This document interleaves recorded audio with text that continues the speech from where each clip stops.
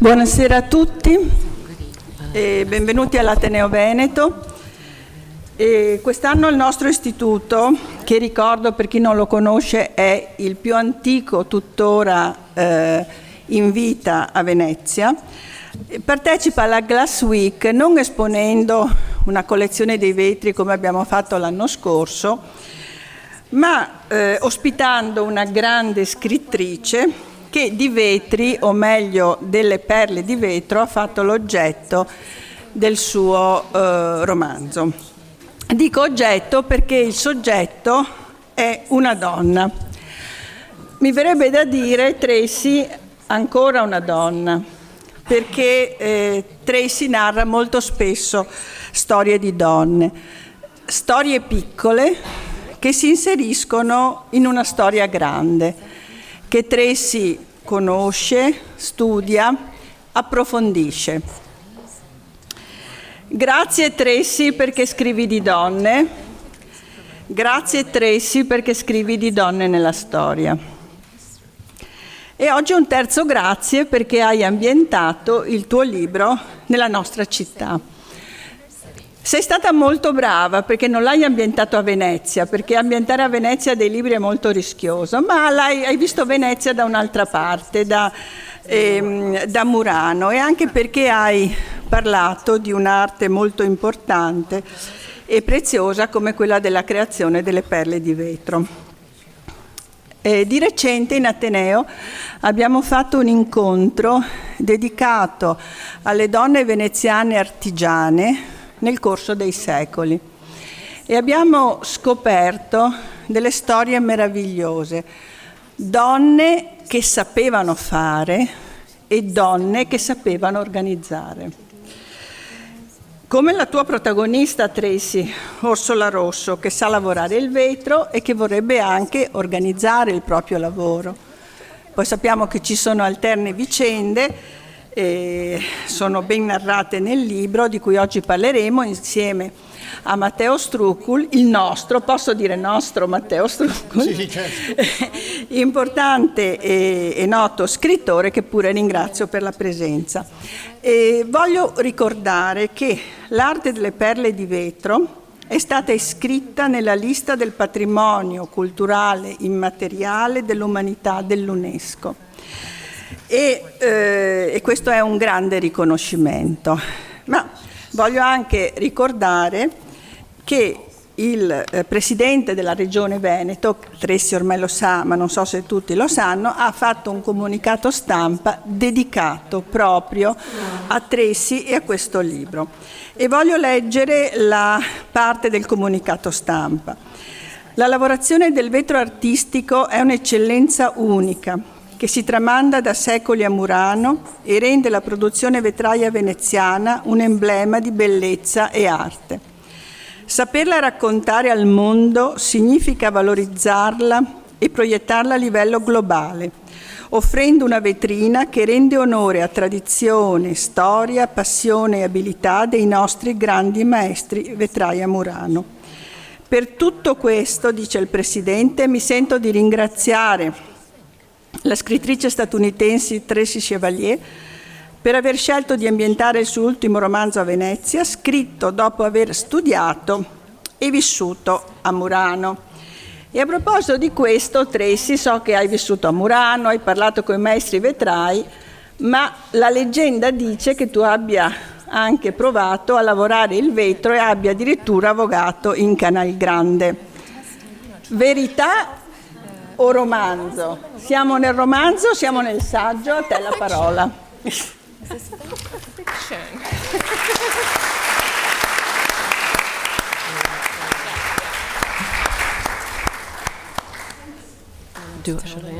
It is fact. It's fact. È vero, non è una leggenda. I just want to say first, thank you to Ateneo Veneto for saving this building from the floor collapsing, because too many people in here would make the floor come down, and so you're very lucky you've got it in here because a lot of people got turned away as a result. That's a very Venetian problem. Yes. Allora, però adesso a parte gli scherzi vorrei cominciare ringraziando l'Ateneo Veneto in particolare, anche e soprattutto per aver preservato anche oggi il pavimento di questa sala, in quanto ritenetevi molto fortunati perché solo un certo numero di persone possono avere accesso a questo primo piano, proprio per preservare la struttura del palazzo, e molti sono rimasti fuori. Quindi questo, grazie per questo, e trovo anche un problema molto veneziano. Va bene. Ok, allora buongiorno a tutti, sono entusiasta e grato per l'opportunità di chiacchierare con Tracy Chevalier, naturalmente di essere qui all'Ateneo Veneto. Sono state dette cose molto importanti, molto giuste e anche con grande passione. Io in modo un po' didascalico vorrei ricordare brevissimamente chi è Tracy Chevalier, perché certo si dice sempre non ha bisogno di essere presentata, però a me da scrittore quando me lo dicono mi dà molto fastidio, e quindi credo che sia giusto dire che cosa ha fatto Tracy Chevalier. È nata a Washington, naturalmente se sbaglio verrò corretto, si è trasferita a Londra, il suo primo romanzo è La regina azzurra, e con la ragazza con l'orecchino di perla, la vergine azzurra, scusate, e con invece la ragazza con l'orecchino di perla ha raggiunto il successo mondiale. Il romanzo è stato pubblicato, correggetemi anche qui se sbaglio, in 40 lingue, ha venduto oltre 5 milioni di copie, è diventato un grande film per la regia di Peter Weber con Colin Firth e Scarlett Johansson. E quel film, tratto da questo fenomeno, direi, editoriale mondiale, ha ricevuto 3 nomination agli Academy Awards, 10 ai BAFTA e 2, se non ricordo male, ai Golden Globes. Da quel momento in poi tutti i romanzi di Tracy Chevalier sono stati bestseller mondiali, fino a, per capirci, Da quando cadono gli angeli fino alla ricamatrice di Winchester. Direi che è impressionante, almeno io mi sento di dire così. E fatta questa, e la pubblica naturalmente in Italia Neri Pozza, editore che venero, posso usare questo termine. La prima domanda che mi sento di fare è questa. Nei tuoi romanzi molto spesso, come dire, la tua storia è dedicata all'arte e anche a quando l'artigianato si fa arte. Penso al caso della ricamatrice di Winchester, ma penso anche alla famiglia di Grit a Delft, che è una famiglia, se non ricordo male, di ceramisti che realizzano le piastrelle, no? E poi, ad esempio, nella Dama e l'unicorno c'è questa famiglia invece a Bruxelles di come si chiamano? Di arazzieri, esatto.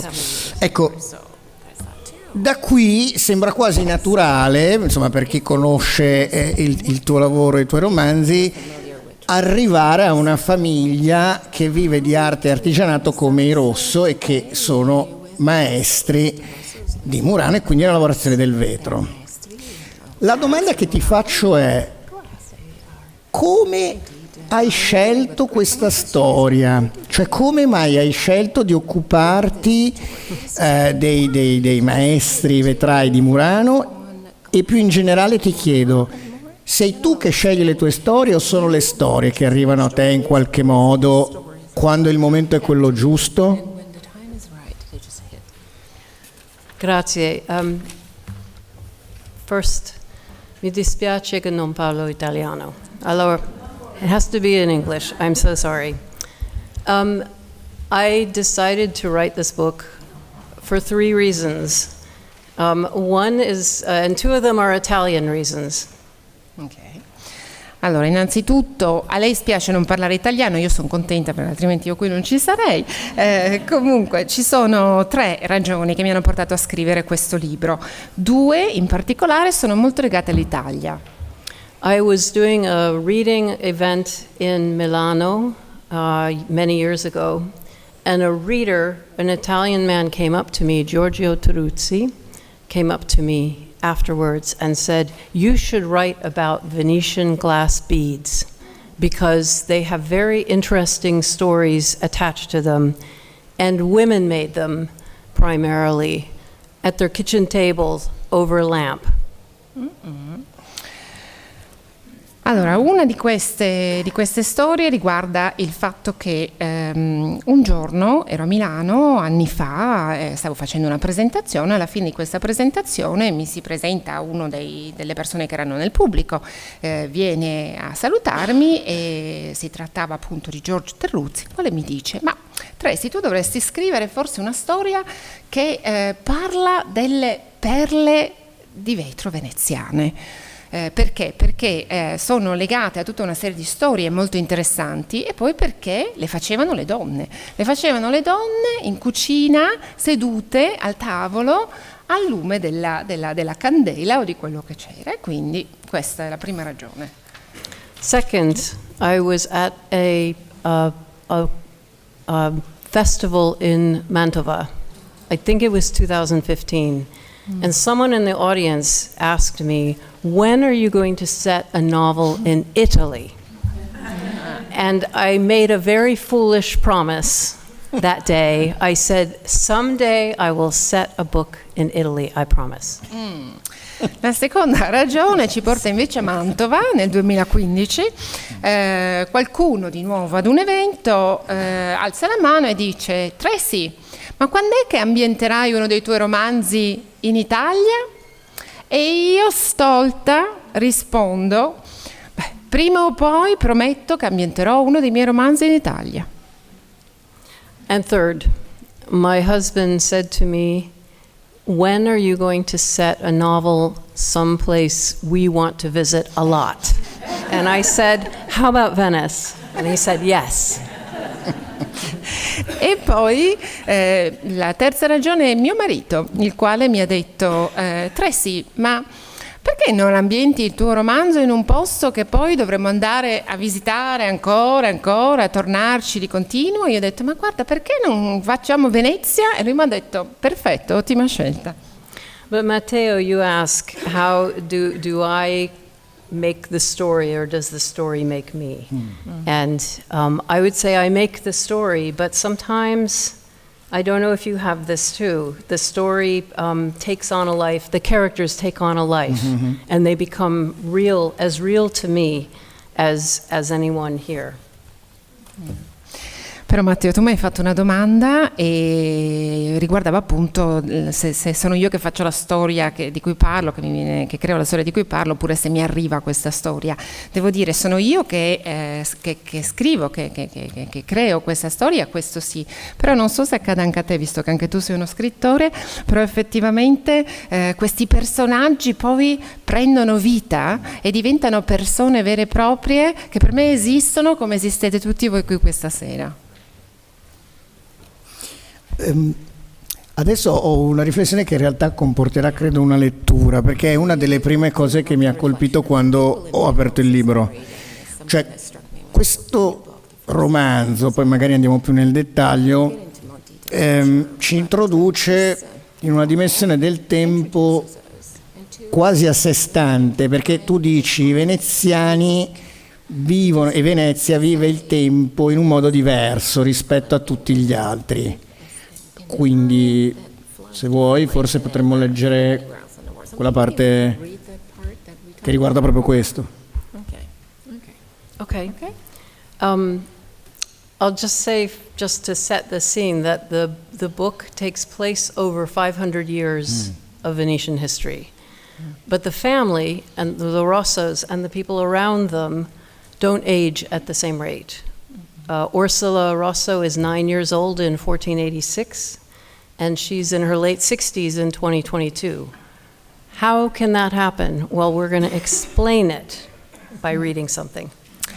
Allora, adesso Tracy vi leggerà in inglese questo breve passaggio e poi invece Matteo ve lo leggerà in italiano, ma giusto per darvi un inquadramento generale, perché parliamo del tempo? Perché questa storia si dipana su 500 anni e il tempo passa però scorre diversamente per la famiglia Rosso, che sono appunto chi a loro è vicino, perché Orsola, la protagonista, ha 9 anni nel 1486 e nel 2022 è più o meno verso, come dire, quasi ne ha 70, quindi capite che effettivamente è una concezione del tempo un po' particolare. Com'è possibile? Adesso lo scopriremo. So I'll read a paragraph in English and then Matteo in Italiano. A brief explanation of time alla veneziana. The city of time runs by its own clock. Venice and its neighboring islands have always felt frozen in time, and perhaps they are. It is a city built on wooden piles over a lagoon, veined with canals, and its aesthetic and much of its exquisite architecture have remained unchanged for hundreds of years.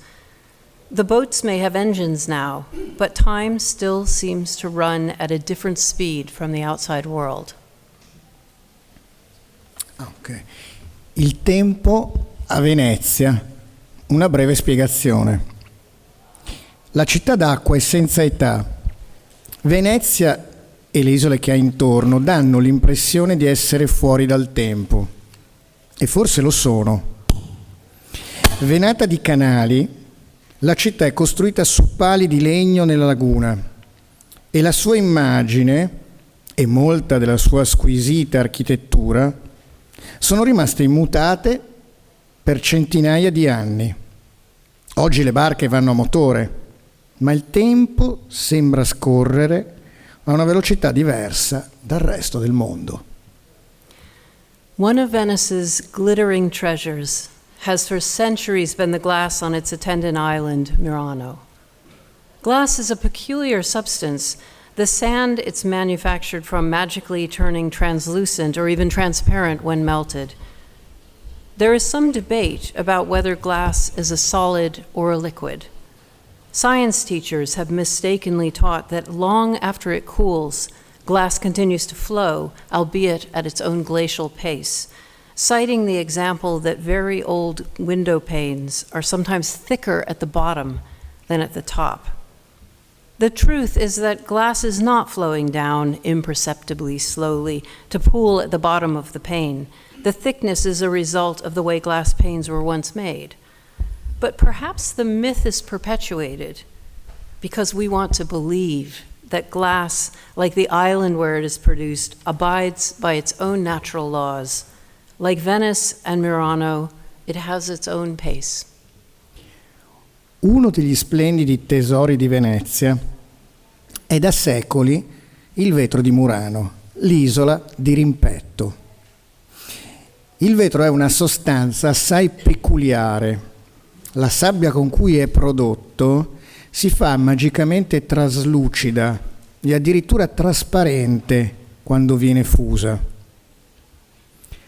Ci si domanda perfino se sia una sostanza solida o liquida. I professori di scienze insegnavano erroneamente che anche molto tempo dopo che si è raffreddato, il vetro continua a scorrere a passo di lumaca e citavano come esempio i vetri delle finestre antiche che a volte risultano più spessi in fondo che in cima.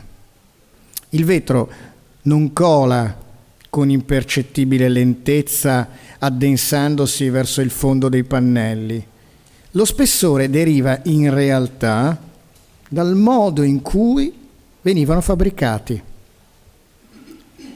Ma il mito persiste, forse perché ci piace credere che il vetro, come l'isola dove si produce, segua leggi naturali tutte sue, abbia un suo ritmo come Venezia e Murano. People who make things also have an ambiguous relationship with time. Painters, writers, wood carvers, knitters, weavers, and yes, glassmakers. Creators often enter into an absorbed state that psychologists call flow, in which hours pass without their noticing. Readers, too. Anche chi crea ha spesso un rapporto ambiguo col tempo. Pittori, scrittori, maglieristi, tessitori e sì, vetrai, entrano a volte in uno stato mentale che gli psicologi chiamano esperienza ottimale, durante il quale ne perdono la cognizione.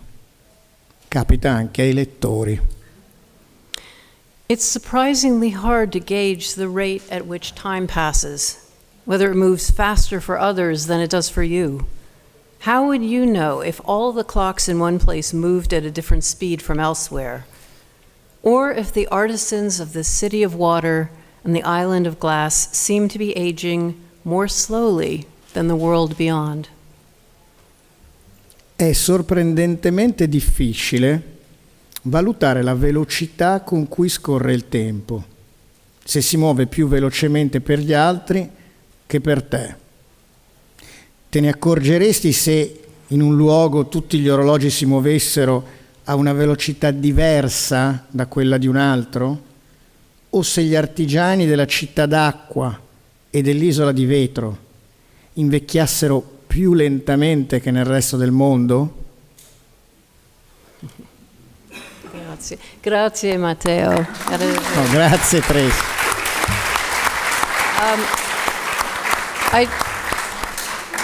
I just want to ask the Venetians and Milanese in the audience if you recognize that time, and also the makers in the audience, if you recognize flow and how time works differently. Allora, una domanda per i veneziani, in particolare i muranesi, se ce ne sono, e per gli artigiani, per chi crea qualcosa. Vi riconoscete in questa descrizione del tempo? Grazie. Yeah.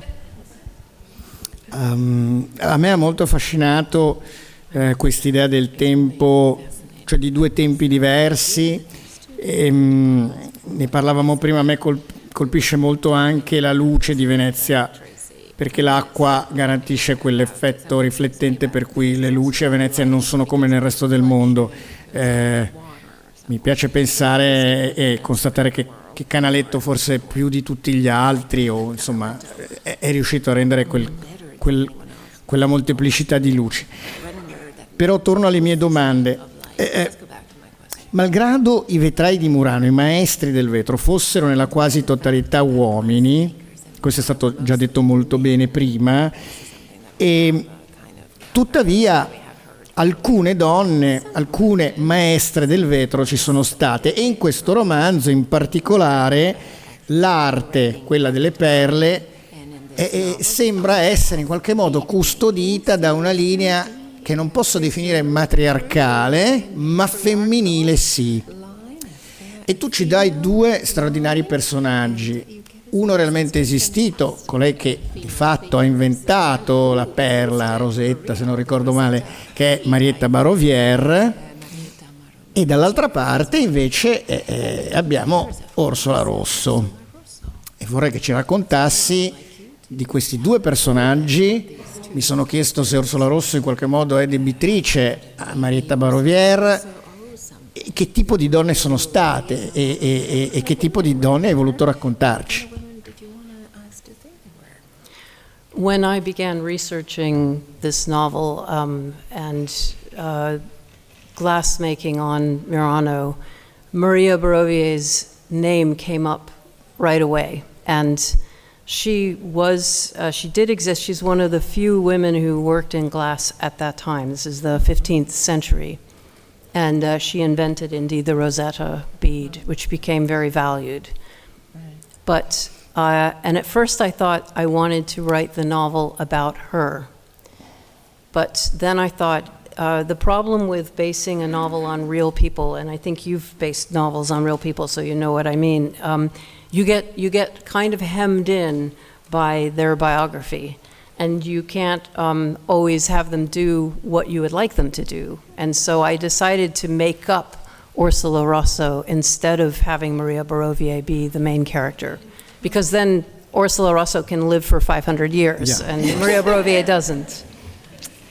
Yeah. Allora, cominciamo col dire che quando ho iniziato la mia ricerca proprio in preparazione da questo libro, mi sono immediatamente imbattuta in questa figura femminile, appunto in Maria Barovier, esatto. E devo dire che mi ha interessato tantissimo perché effettivamente stiamo parlando di un periodo in cui non c'erano donne in sostanza che erano coinvolte nella creazione del vetro all'epoca. Stiamo parlando quindi del XV secolo. Una donna che, hai ragione Matteo, effettivamente proprio così, ha inventato la rosetta, cosa che è nata come una cosa semplice e poi invece è diventata assolutamente molto molto celebre. Quindi il mio primo pensiero, avendo scoperto questa figura femminile così importante, così potente, è stata: scrivo di lei. Però mi sono anche detta, ma magari non è una buona idea. Perché? Perché effettivamente quando scrivi di un personaggio realmente esistito, come fai anche tu Matteo, quindi penso che tu possa capire che cosa intendo dire, ti trovi come scrittrice limitata ovviamente dalla biografia di questa persona che è realmente esistita. E quindi non puoi far fare a qualcuno che è esistito veramente quello che vuoi tu, scrittore, con un tuo personaggio. Allora mi sono detta: a questo punto facciamo così, creiamo Orsola. Così con Orsola posso dare, come dire, libero sfogo alla mia creatività. E infatti, guarda caso, a differenza di Maria, Orsola è vissuta circa 500 anni. But I think Maria Barovier had to be a very tough woman to work in glass at that time. And I took a little sliver of her strength and toughness and gave that to Ursula. Però va detto che ovviamente proviamo a pensare a Maria Barovier, che vive in quel periodo, sicuramente era una donna veramente molto forte, e quindi mi sono detta: beh, prendiamo giusto una punta di quella forza di carattere pazzesca che aveva Maria e la diamo a Orsola, ed è così appunto che è nata Orsola. Allora, come ti sei preparata al racconto di Murano e di Venezia? Hai trascorso qui del tempo. A me ha molto colpito l'utilizzo della lingua veneziana, veneta, diciamo. Immagino che ci siano state delle consultazioni, delle consulenze, eccetera, perché a un certo punto da Veneto ho trovato Baucco e Cancaro e ho detto: ragazzi, qua insomma, ci siamo, ecco, non è. Come? Ah, ok, perfetto. Allora abbiamo svelato l'arcano più in generale, diciamo. Però io adesso ho fatto due esempi, insomma, estremi. C'è comunque un'attenzione importante alla lingua che mi ha molto sorpreso, visto che insomma Tracy è un'autrice anglo-americana. I am definitely not Venetian or Milanese, but I had a lot of help. And there are some people in this room who gave me a great deal of help. And I want to introduce them. Ok, allora è vero, quindi io non sono né veneziana né tantomeno muranese, ma ho potuto contare sull'aiuto di alcune persone che sono qui presenti anche e che adesso vi presento una volta. First of all, he's already spoken up because Pier Alvise Zorzi, from an ancient family. Grazie. Pier Alvise read the manuscript and corrected some of my historical mistakes, and he also taught me about Venetian swearing, including there was one that I don't dare say because he's told me I can't say it, that the gondoliers say now, that I can never, that I had my characters saying, and he said no, and he gave me some other swear words which I thought were as vulgar, but apparently they weren't. There you go.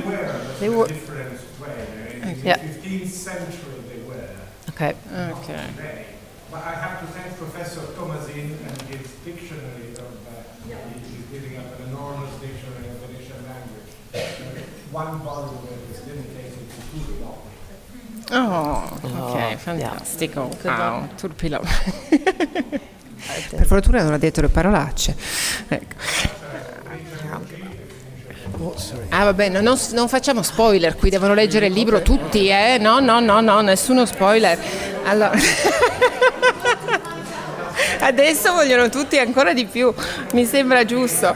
Allora, Pier Zorzi, eccolo lì, che è stato prezioso nell'aiutarmi appunto a riletto il manoscritto, ha corretto alcune imprecisioni storiche e soprattutto effettivamente è stato il mio esperto di turpiloquio e mi ha insegnato alcune espressioni, diciamo, locali, una in particolare che troverete nel libro e che mi ha detto viene utilizzata talvolta dai gondolieri, ma mi ha anche sconsigliato di utilizzarla in compagnia, insomma, ecco, in società. Benché io francamente, poi essendo diventata un po', avendo acquisito un po' di familiarità anche con gli altri termini, non riuscivo veramente a cogliere perché questo no e altri sì, ma perché mi sembravano tutti e quindi insomma, per cui mi è stato sconsigliato insomma di utilizzare questo termine perché effettivamente all'epoca era molto volgare, poi invece col passare del tempo la sensibilità è cambiata e comunque onore anche al professor Tomasin che con il dizionario della lingua, non vorrei dire in italiano sbagliato, della lingua veneziana, la lingua veneta, veneziana, vedi che sapevo io, è un vespaio, wow. Ecco. Mi ha dedicato un intero volume al turpiloquio. I should say I use Venetian in the book only for moments of heightened emotion. So swearing, happiness, exclamations, and blessings. Those three. Otherwise it's in Italian or in English. Yeah. E ci tengo a fare una precisazione, ovvero il fatto che effettivamente il veneziano compare solo laddove ci sono delle emozioni particolari che escono, che devono essere espresse in un certo modo e quindi appunto il turpiloquio quando ci vuole, poi quando ci sono dei momenti di grande gioia che vengono espressi appunto con una lingua colorita più locale e poi le benedizioni, questo sì, e quindi tutto il resto invece è scritto in italiano, altrimenti in inglese. But I also had a lot of help on Murano itself, and in particular two people who are here, Amy West, who is a glass artist, bead maker. Yeah, thank you. Allora, Amy West è una maestra del vetro, anche lei opera a Murano. And Davide Fuin, who is a glass maestro, and they are married, and I got to go to their wedding, which was the ultimate. I felt like I became part of the community when you invited me to your wedding, so thank you. Viva gli sposi. Ed è grazie a Amy e a Davide che si sono sposati, hanno invitato appunto Tracy al loro matrimonio, dice mi sono finalmente sentita davvero parte della comunità. Viva gli sposi. But they opened doors for me so that I could go and not see the glass demonstrations for tourists, but watch artists at work in the back. We're artisans and artists, you know, that we can argue that all day. It took a lot of trips. You asked, I went as much as I could. The pandemic got in the way, so I couldn't come for a long time, but I did come quite a lot and learned a lot. Grazie a loro in particolare perché è stato solo grazie al loro aiuto che ho potuto avere accesso a, come dire, mi si sono aperte delle porte che mi hanno portato oltre quella che è la dimostrazione per turisti di come si fa il vetro, e invece io ho potuto vedere cosa succede veramente quando si fa il vetro e cosa fanno, cosa combinano questi artisti, artigiani. Vediamo, potremmo parlarne per un'ora di questa distinzione. Ed è stato molto bello. Poi io ho avuto l'occasione di venire diverse volte appunto per approfondire, per scoprire ancora di più. Ahimè c'è stato in mezzo il Covid, per cui non ho potuto trascorrere tanto tempo quanto avrei voluto qui, però devo dire che sì, effettivamente ho imparato veramente tanto. I also would like to thank Alessia Fuga, who is a bead maker and glass artist on Murano. She's not here today, but I... Her husband? Oh, bravo! You married a good woman. Bravo, si è scelto bene la moglie.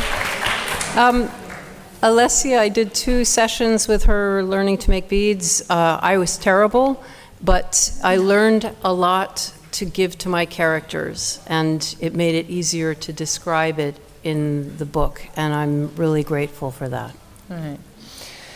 E poi ci tengo a ringraziare appunto Alessia Fuga, qui rappresentata da suo marito, bravo, che ha sposato appunto Alessia, che è appunto un'artista, una maestra del vetro anche lei, che fa appunto le perle di Murano, e ho avuto il piacere di impegnarmi in 2 sessioni per cercare di imparare anch'io. Devo dire che è stato tutt'altro che semplice, terribile da definire come esperienza, però è stata molto illuminante perché mi ha permesso di capire tutta una serie di cose che poi ho utilizzato ribaltandole sul mio personaggio, su Orsola. Un'altra cosa che vorrei chiederti è come erano i rapporti tra famiglie a Murano e a Venezia. Questa è la storia di una famiglia, spesso nei tuoi romanzi ci sono famiglie che hanno una parte determinante nelle tue storie, però Venezia è la città delle famiglie, perché anche se, come dire, è sempre stata la Serenissima Repubblica, di fatto era un'oligarchia di famiglie patrizie, basta andare a vedere i nomi dei dogi.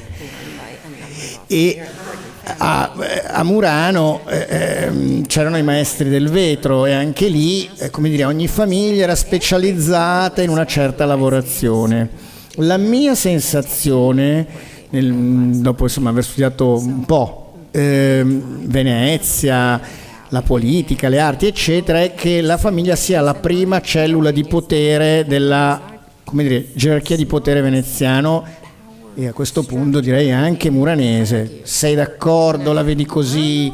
Non era così? La tua opinione? I wanted to avoid the stereotype of the Italian family from the foreigner's point of view, which is, you know, big, gesturing, arguing, eating, fiercely loyal, fallings out, feuds. And I discovered, spending time here, that that's all true. Esatto, infatti.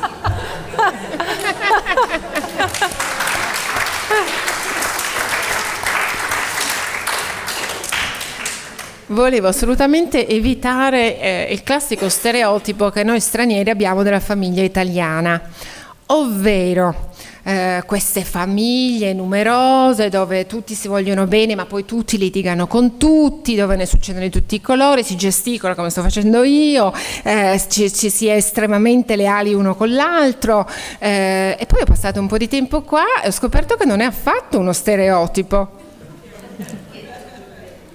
But the family is extremely important in most cultures. But on Murano, with glass families so close and passing on generation after generation, their skills and their secrets, competing with their neighbors, it's a very particularly intense. I think even now it's intense.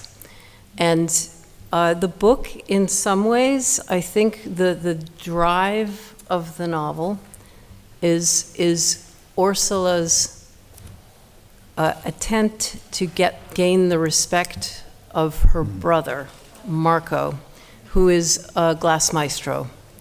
And the whole book is aimed at seeing if he's ever going to say, yes, you are a good glassmaker. And I'm not going to tell you if that happens or not, but I think, sorry, this is, yeah, I think this is, it drives it, and then everyone else in the family falls around that that particular argument. And in particular, the women of the family support Ursula quietly and subtly, but they allow her to do what she does. And that's another part of the family that's incredibly important. Right.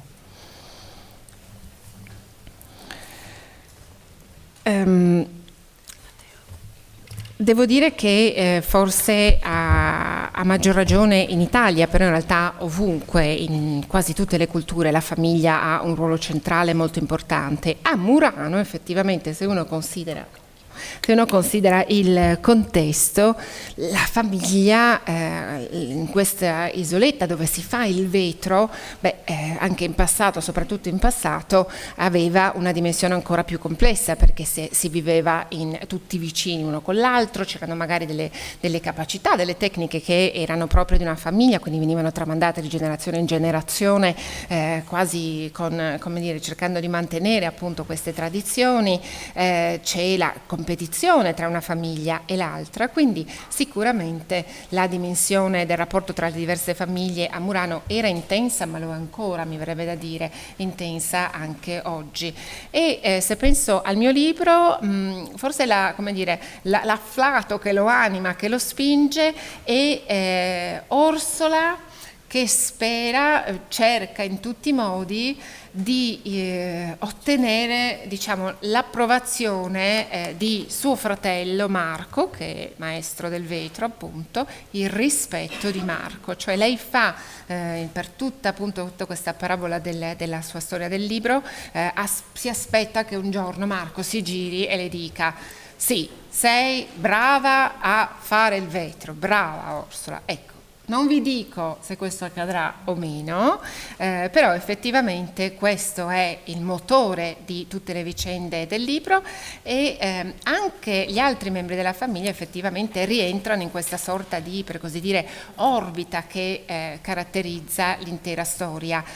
E c'è anche un altro elemento importante, però il fatto che sempre appunto all'interno della famiglia c'è il ruolo poi delle donne, le donne della famiglia, che effettivamente sono loro che in maniera assolutamente silenziosa, senza dare nell'occhio, ma sono lì, la sostengono e le permettono poi di fare quello che fa. E quindi è veramente la famiglia sicuramente ha un ruolo molto importante. So I agree with you entirely. It's like a little political system. E comunque sono d'accordissimo con quello che dicevi, è come fosse un piccolo, sistema politico. Ok, ci sono molte parti che mi sono piaciute, ma c'è una parte che mi ha entusiasmato. Sono poche righe, ve le leggo. È Orsola che si trova a Venezia, sta camminando e leggo: corse in un campo e poi per una calle, poi in un altro campo e un'altra calle ancora, uniti fra loro come le perle di una collana. Orsola non aveva idea di dove fosse, ma a un certo punto rallentò e si lasciò guidare dall'istinto. Forse quello era il modo migliore per esplorare Venezia: lasciare che la città ti si dipanasse intorno, piuttosto che cercare di orientarti in base a una sorta di mappa mentale.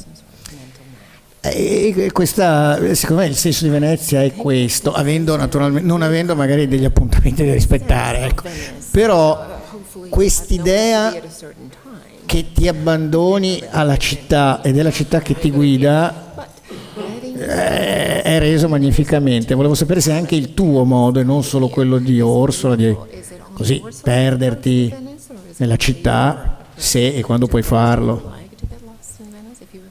I love to get lost in Venice, and I often do. I think that's where the difference between me as a tourist and me as a researcher is.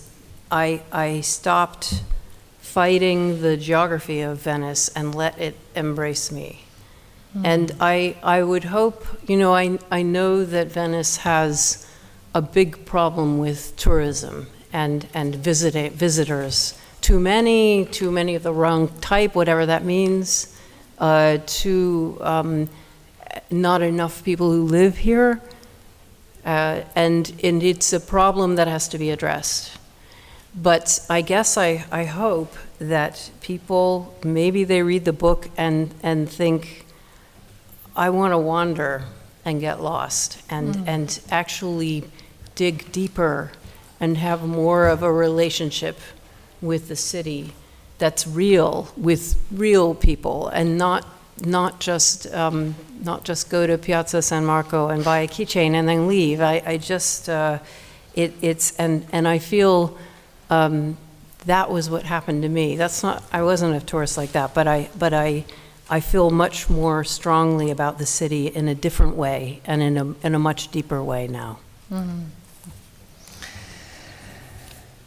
Io adoro perdermi a Venezia e mi capita ancora, badate bene, però devo dire che c'è una differenza tra me stessa ricercatrice che cerca di studiare e di prepararsi per scrivere un libro e me stessa turista. Perché a un certo punto ho deciso di smettere di, per così dire, combattere, di avere questo rapporto un po' difficile con la geografia di Venezia e lasciare che fosse Venezia a entrare in me, ad abbracciarmi. Questo è stato il mio approccio a un certo punto. So però, ahimè, che purtroppo Venezia ha una serie di problemi che riguardano il fatto che ci siano così tanti visitatori, persone che vengono a Venezia, sono troppi, magari ce ne sono troppi del tipo sbagliato, diciamo, non sarebbe meglio di no, magari ci sono troppe poche persone che vivono a Venezia, insomma ci sono una serie di problemi che devono sicuramente essere affrontati, però spero che i miei lettori, dopo aver letto questo libro, forse approccino Venezia in maniera diversa e vogliano venire qui e semplicemente andare in giro, lasciarsi trasportare dalla città, cercando di creare con Venezia, con la città, un rapporto diverso, un pochino più profondo del arrivo come turista, vado a Piazza San Marco, mi faccio la foto e me ne vado. No, perché per carità ci sta anche quello, però effettivamente la città è qualcosa di diverso, di molto più reale, e io dopo questa esperienza posso dirvi che veramente il mio amore per Venezia è cresciuto, ma è anche diventato più profondo. Premessa, io ho domande a tamburo battente, quindi non so che tempi abbiamo, so che volevamo fare anche delle domande dal pubblico, quindi fatemi dei segni in caso, io vado avanti. Allora, c'è un detto americano, un amico della Louisiana che dice if you have lemon sell lemonade, cioè se hai limoni vendi limonata, fai limonata. E mi ha ricordato questa cosa perché in questi 500 anni di storia il vetro sopravvive, cioè la richiesta di manufatti, di oggetti in vetro non è sempre la stessa nel corso della storia, eppure emerge con grande chiarezza, e vorrei capire se è quello che volevi far capire ai lettori e alle lettrici, se era uno degli obiettivi della tua storia, far capire come si siano adattati ai tempi, per cui prima realizzavano un certo tipo di oggetti, poi degli altri, siamo passati, che ne so, dalle coppe alle perline, passando ovviamente per le perle di vetro che hanno un enorme successo. Ecco, c'è secondo te questa capacità del vetro di sopravvivere plasmato in 1000 forme per 500 anni? È uno dei segreti della sopravvivenza in qualche modo, visto che oggi i maestri del vetro sono ancora qui, per fortuna.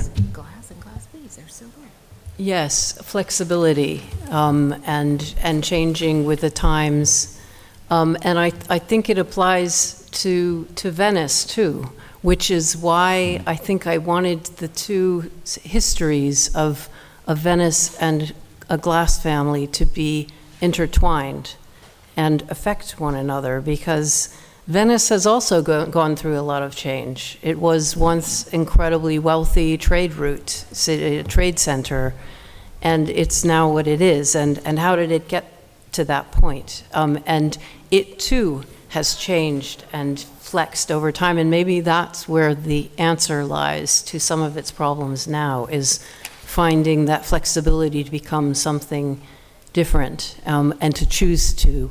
Because the glassmakers do two things. They respond to the demand, but they also create the things that people then want. And that is both things are very, very important.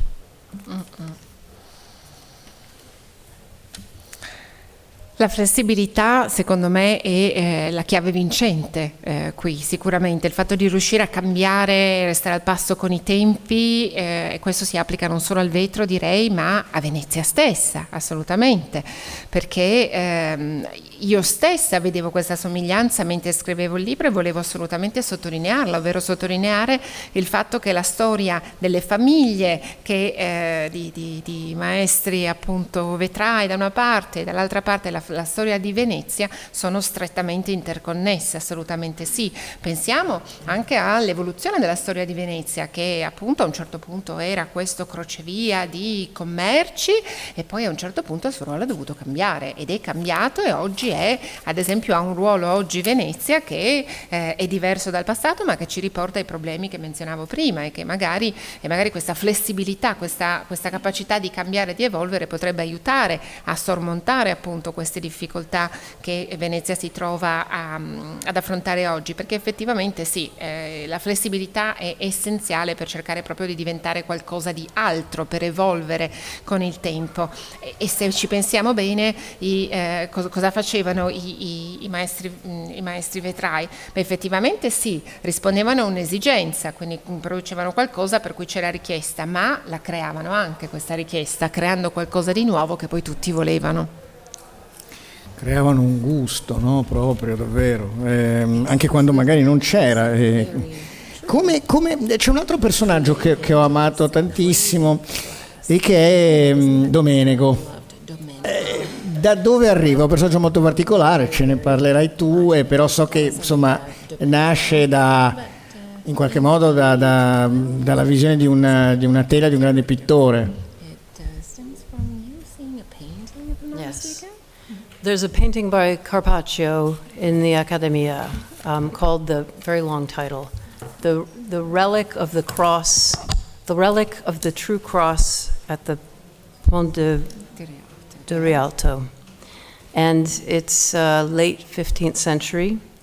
And it's this scene with lots of nobility standing on the banks, on the riva, by the Grand Canal, and in the Grand Canal are all of these gondoliers, and there's one gondolier right in the center who is African. And the first time I saw it, I was so surprised, and then I thought, I'm going to make him into a character, and his name is Domenico. Effettivamente sì, e l'ispirazione mi è giunta proprio vedendo un dipinto del Carpaccio che è qui a Venezia, effettivamente, che ha un titolo un po' lungo, che si chiama Il miracolo della reliquia della croce al Ponte di Rialto, ed è un dipinto della fine del XV secolo, dove vediamo c'è una rappresentazione della riva piena zeppa dei nobili, della nobiltà del tempo, si affacciano sul Canal Grande, guardano il Canal Grande e sul Canal Grande ci sono una serie di gondolieri e proprio in centro, in mezzo, cosa che mi ha estremamente colpito quando me ne sono accorta, c'è un gondoliere africano. E la cosa mi ha talmente colpita che mi sono detta, ma sai cosa? Lo metto nel libro, ne faccio un personaggio, lo chiamo Domenico. I discovered I read and researched and found out there were enslaved people in Venice, and it surprised me. And then as I did more research, I realized that a lot of people in Venice were from somewhere else. And I wanted to reflect that in the book, and also reflect Domenico's attempt to find some sort of freedom with Ursula's attempt to find some sort of freedom. E devo dire che sempre facendo ricerca, quindi cominciando a studiare sempre di più man mano che mi preparavo per il libro, mi sono resa conto che effettivamente c'erano tanti schiavi che finivano a Venezia, cosa di cui io non ero assolutamente al corrente. Mi ha molto sorpreso scoprire appunto tutto questo. E poi un'altra cosa che ho scoperto che non mi aspettavo, ovvero il fatto che tante persone che in realtà erano a Venezia, vivevano a Venezia, ma arrivavano da altri luoghi, e anche questo è qualcosa che mi ha molto colpito. molto. E in particolare, quindi, quando raccontando la storia di Domenico, volevo anche raccontare la storia di qualcuno che cerca di arrivare alla libertà, che è un po' anche quello che fa Orsola stessa. Allora, ringraziando Sara Cuminetti per questa traduzione fondamentale e magnifica.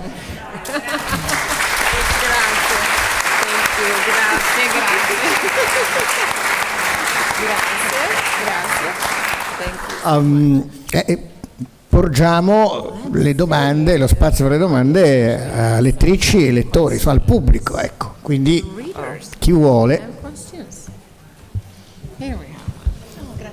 Thank you very much. So first of all, thank you to Tracy Chevalier, because your books are an amazing inspiration.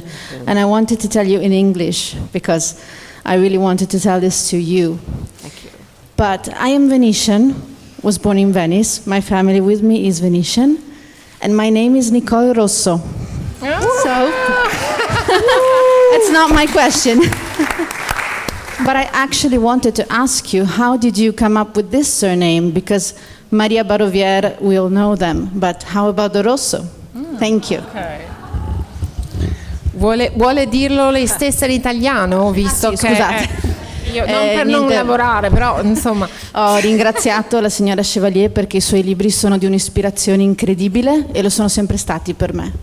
Il mio nome è Nicole Rosso, sono veneziana, così come la mia famiglia, e mi sono emozionata molto con il suo libro. Volevo chiederle come è riuscita ad arrivare a questo cognome, come mai ha usato questo cognome così inusuale, veneziano ma inusuale. Okay, so I'm going to tell you a little secret of how I sometimes come up with names. I go around and I photograph the names on mailboxes. To give me ideas, and so I took a whole lot of photos all over Venice and Murano with lots of names, and I looked at them and looked at them and looked at them, and I thought Rosso, red, I like the color. Ursula's quite fiery and strong like red, and that's how I got the name.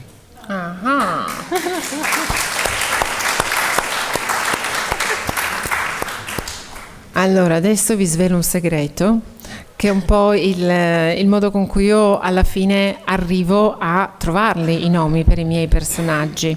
Come faccio?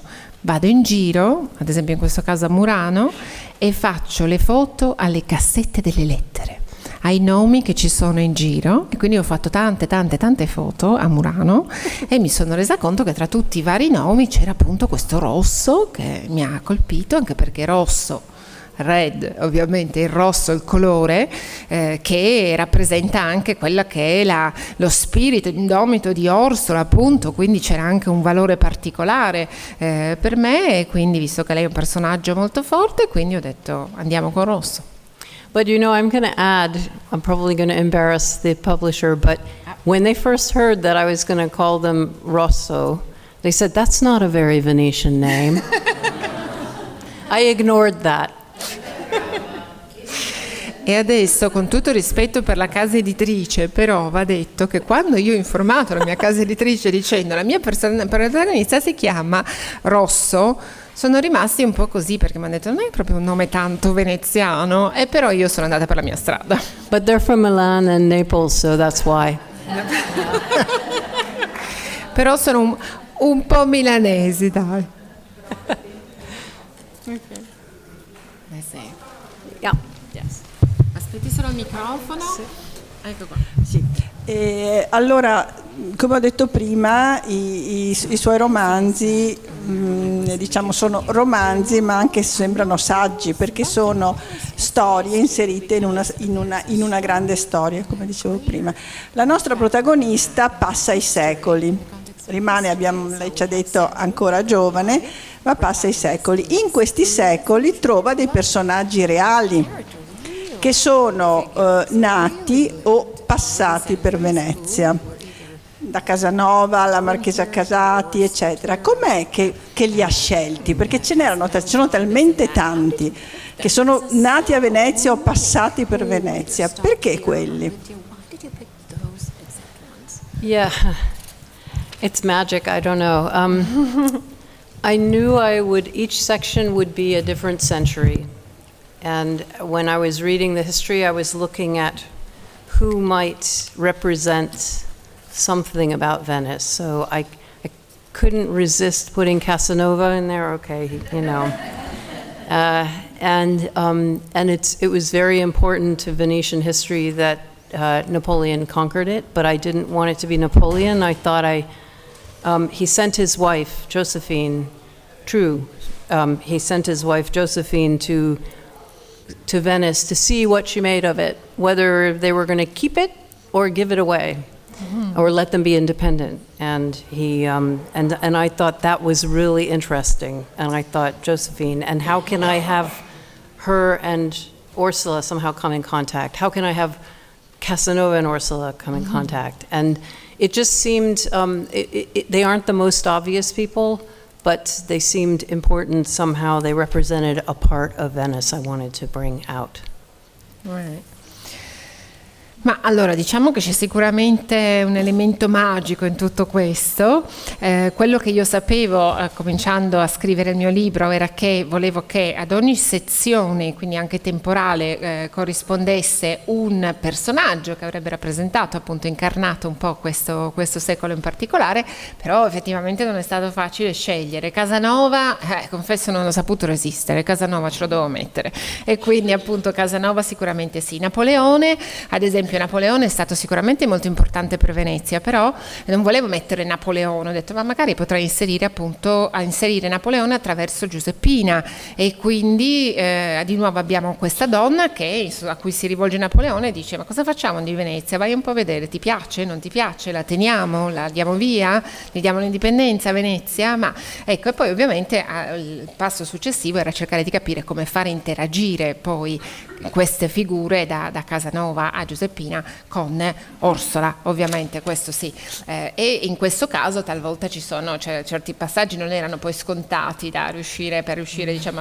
a costruire la storia, però soprattutto sapevo che volevo che ci fosse una parte importante della storia di Venezia rappresentata da questi personaggi che comparisse nel libro. I think there was a question, Pink, over there. Yeah.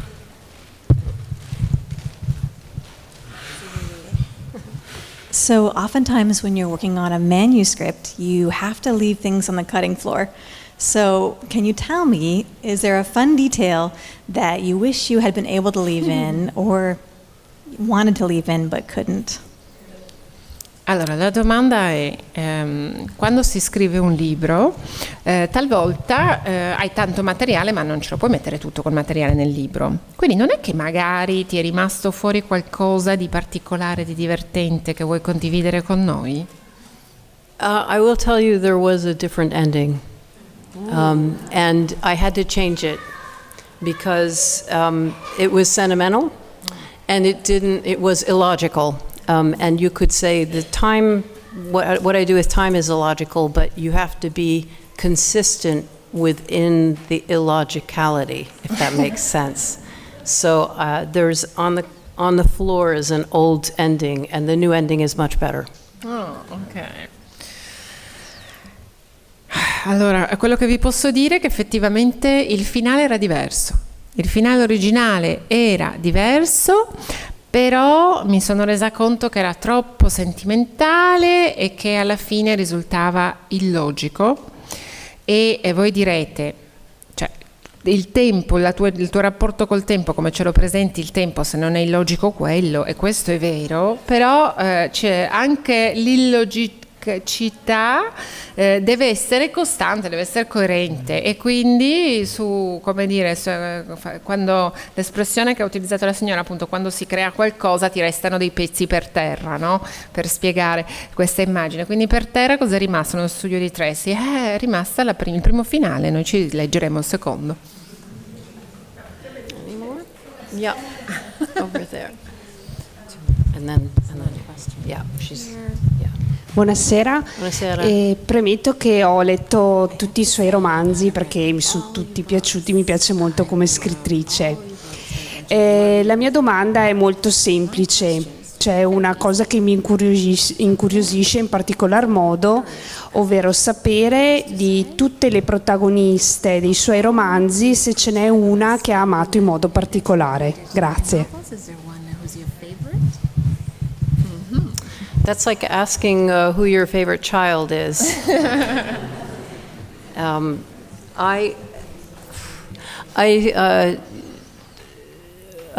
Girl with a Pearl Earring was published 25 years ago.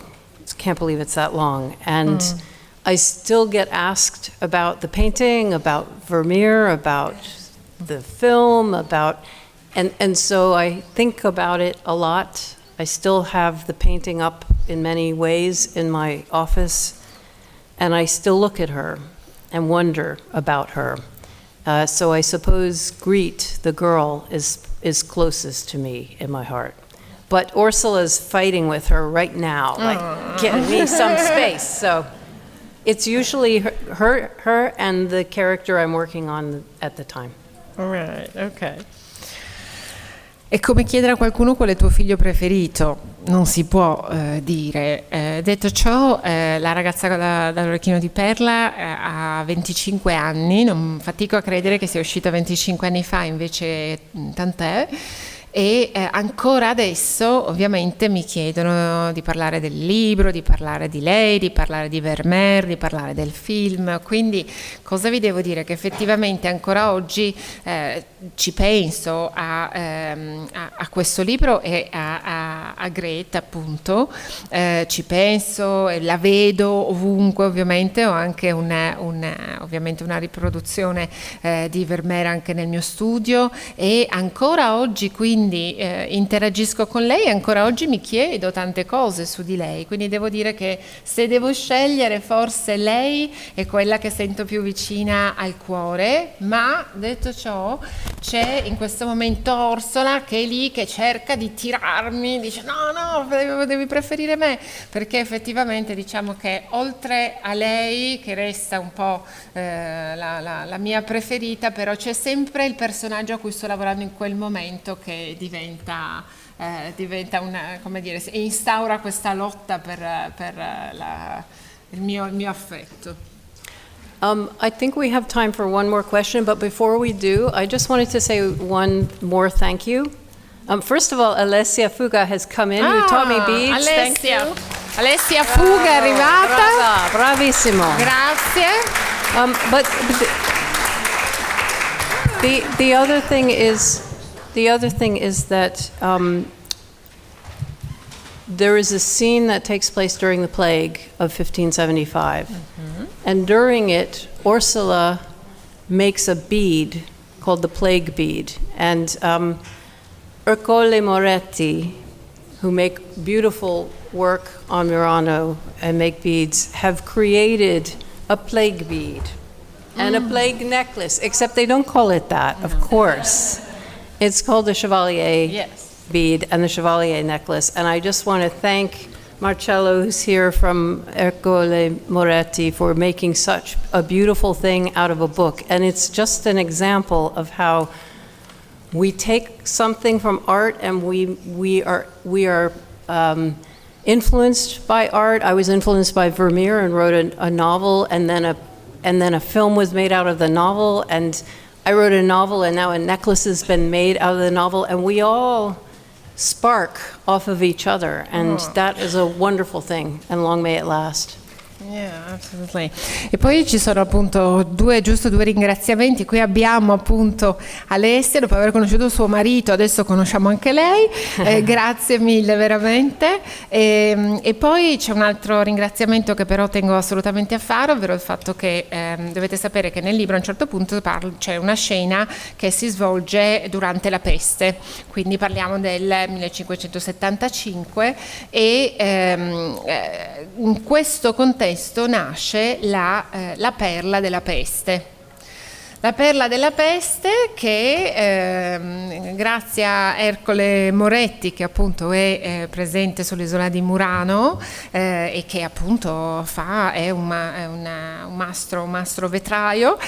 Cosa è successo? Che praticamente ha dato vita concretamente alla Perla della Peste e non contento di fare la Perla della Peste ha fatto la collana delle Perle della Peste, non chiamandole però così perché non era opportuno, e quindi si chiama appunto la Perla Chevalier e la potete ammirare al collo di Tressi questa sera, quindi grazie veramente Marcello perché è molto bello che sia stato fatto tutto ciò.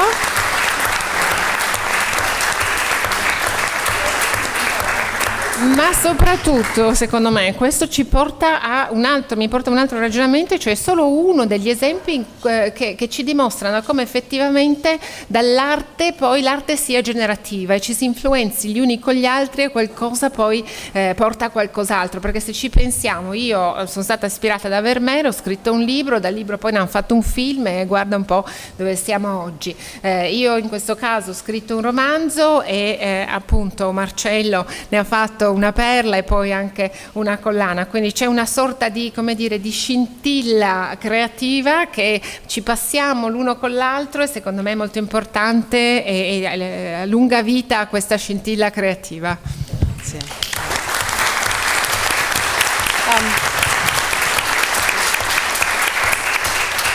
Last question. Sì, solo una curiosità. Grazie intanto. You want me to say in English? I was just wondering, which are your favorite authors when you don't write, when you do not research? What do you read, if I may ask?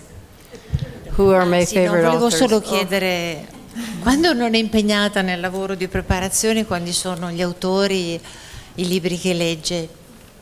È solo una curiosità. This should be an easy question, and it never is. I don't know why. I read a lot of different things, but I do like to read historical books that are set in the past.